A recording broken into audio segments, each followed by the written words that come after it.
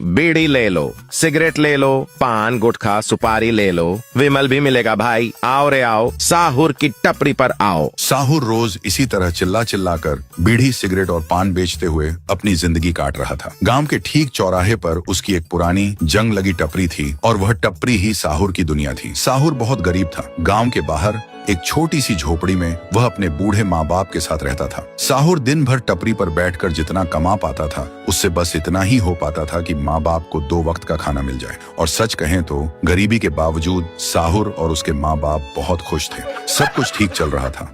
लेकिन फिर गांव में एक नई हवा आई। मुस्कान सालों बाद शहर से अपने नाना नानी से मिलने गांव आई थी। मुस्कान बेहद खूबसूरत थी। शहर की चमक उसके चेहरे से झलकती थी। महंगे कपड़े, सलीके से बंधे बाल और आंखों में एक अलग ही आत्मविश्वास। वह बहुत पैसे वाली थी। क्योंकि मुस्कान शहर में पली बढ़ी थी, इसलिए मुस्कान की एक बुरी आदत भी थी। उसे सिगरेट पीना बहुत पसंद था और इसी बुरी आदत ने उसके कदम साहुर की टपरी तक पहुंचा दिया। वह साहुर की टपरी पर पहुंची और बोली, भैया एक गोल्ड फ्लैग देना।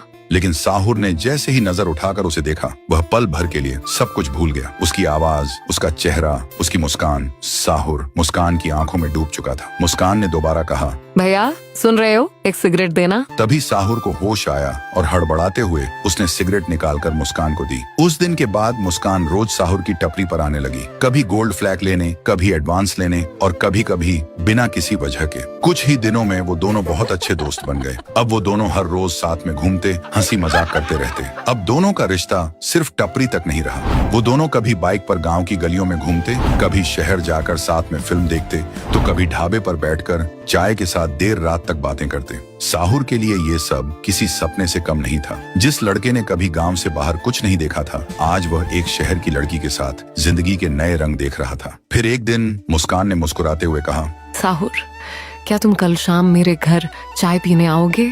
यह सुनते ही साहुर का दिल जोर से धड़कने लगा। बाहर से वह शांत रहा, लेकिन अंदर ही अंदर वह खुशी से भर गया था। उसने बिना देर किए कहा, हाँ मुस्कान, मैं जरूर आऊंगा। लेकिन साहुर को क्या पता था कि ये चाय सिर्फ चाय नहीं, बल्कि उसकी जिंदगी का सबसे बड़ा इम्तिहान होगी। तो दोस्तों, अगर आप जानना चाहते हैं कि आगे क्या हुआ, तो मुझे फॉलो करके कमेंट करो, पार्ट 2 चाहिए।